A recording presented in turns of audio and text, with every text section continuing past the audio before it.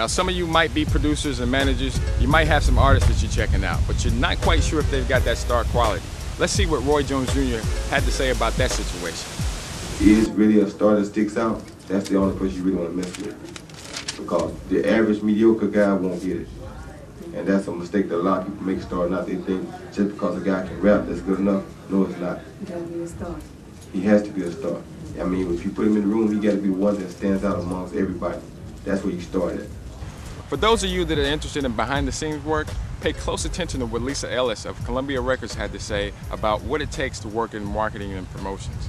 If you really want to do promotion and marketing in a record label, it really is something that a lot of people, it's not brain surgery, but you have to have a certain type of tenacity because at the end of the day, you're not the artist, but you have to fight for them.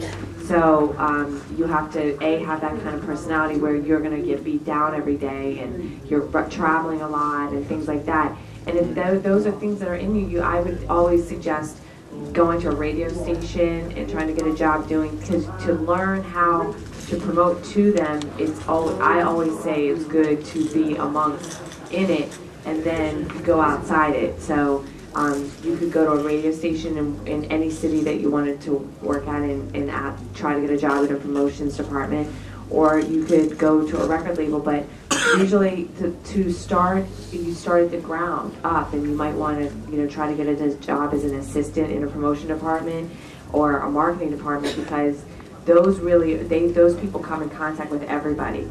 The assistants learn everything from ground zero. So I would make those two suggestions, and if you want to talk to me after, I can.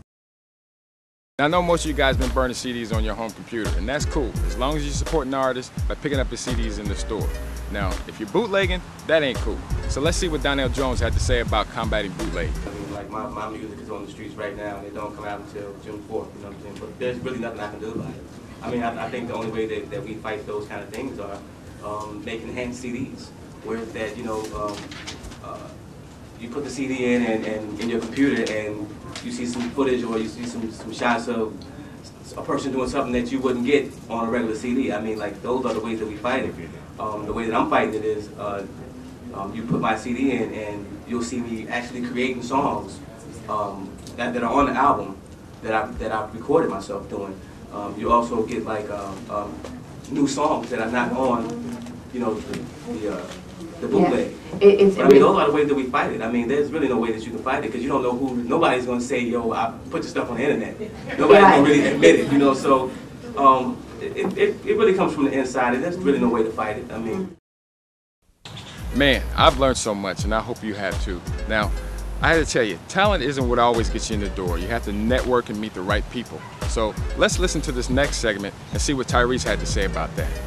I want to get this material to people and get it into their right hands, and I've done the shows and the whole 9 yards, but I'm just trying to find out how, as a manager, from my standpoint, to make these connections, as well as with the radio stations, the music stores, and also the record labels as well. It's a secret, and know that it doesn't stop once you become national, once you get a deal, and once you are recognized. It's not about what you're capable of, it's about who you know. Now, me as Tyrese, currently, I can make a lot of calls and get return calls from people I would never expect, but there's still a whole lot of people that won't call me back. So, for the things that I want from them. So it's not about what you're capable of, it's about who you know. If you know somebody like George Daniels, he'll take you straight to somebody's house and hang out with him for dinner with the wifey and the kids. But if you don't know a George Daniels, then you'll be at their gate with their security running you over. So that's just it. I mean, and let's break it down to a smaller level, okay? Relationships is what I'm speaking on. It's very important, relationships. You don't have to be famous to be zipped directly into a club. If your homeboy went to high school with you, some big old rubberneck whoever is now the head of security at the most popular club in Chicago, and you got the same $20 that everybody else got to get up in this club, you ain't famous, But you know that dude at the door. When he see you coming, you ain't gotta wait in line. You getting straight in the VIP, and he gonna hold you down. Might not be able to give you free drinks every night, but he got you up in the spot, and you ain't gotta wait in line. That's a relationship. It's real simple. So if you take that same situation at the club and put it into the industry, it's the same way, man. Can I tell y'all a story before we move on to the next question? This is a very brief story. I'm gonna give you the abbreviated story. There's a gentleman. He had a producer, and he had this record. He was in love with this sound. So he was trying to get to somebody in this record industry by the name of Gerald Busby. And he could not get to Gerald Busby.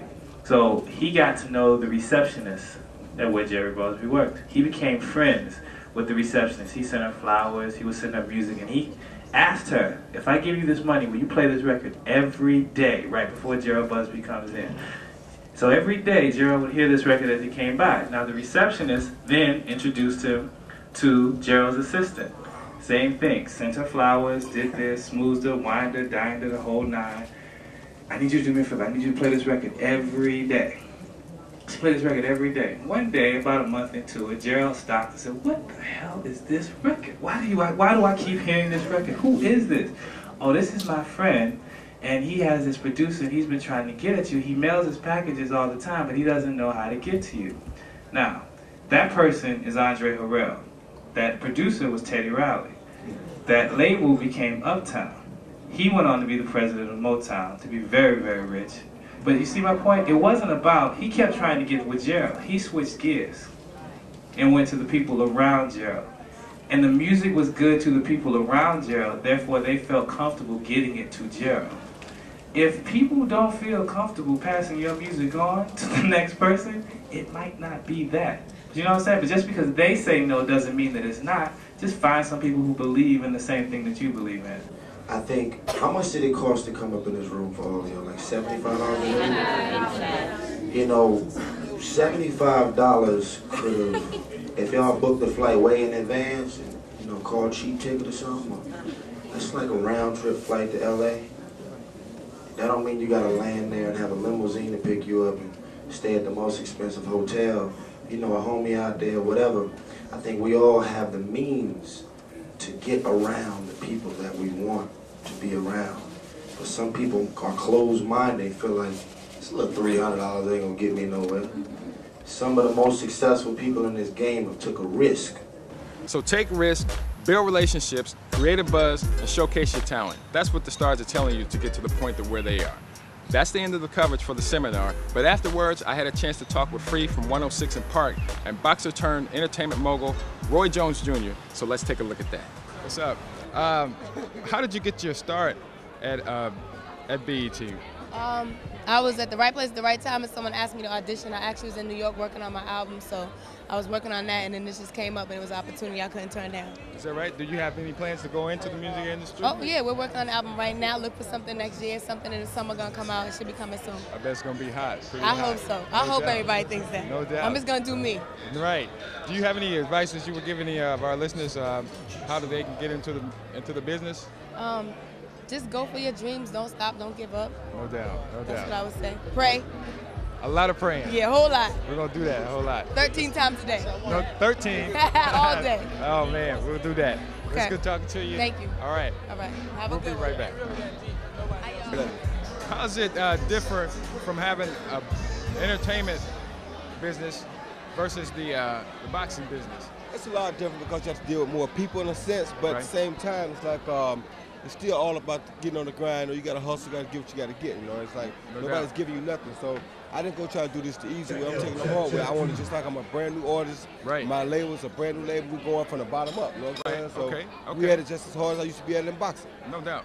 So let me ask you this: what can we expect from some of the artists that come out of your label? Oh, I got some of the tightest artists coming, man. I mean, all my artists have good rap music. I have a 2 R&B acts and I have a gospel act too. But most of my artists have very good stuff, but they got positive messages behind all this stuff too. Gotcha. That's one thing I want to keep. Why you got kids' ears or why you got people's ears, feed them something positive too. Don't give them all negativity. No doubt. So that's my main motto is like, why you got the ear, put something positive in it. No doubt, no doubt. You know? No doubt. Well, it's been good talking with you. Thank you, man. Go get that round one. It's in stores now. Body Head for Life, RJJ, round one. Get the album, baby.